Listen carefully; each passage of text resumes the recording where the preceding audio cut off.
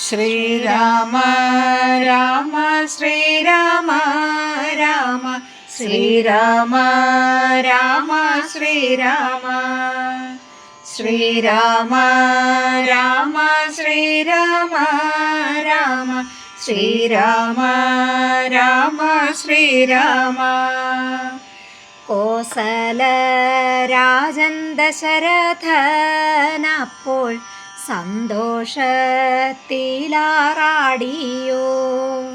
ഉള്ളം നിറഞ്ഞു രാജനെങ്കിലും വാർദ്ധക്യ ക്ഷീണബാധിതൻ. കണ്ണിലുണ്ണിയാം രാമനെ രാജ്യഭാരം ഏൽപ്പിക്കാനാഗ്രഹം.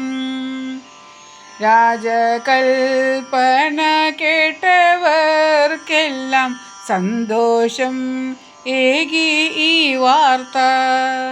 ആ വാർത്തയുമായി മന്ധരയെത്തി കൈകേയി തൻ കൊട്ടാരത്തിൽ.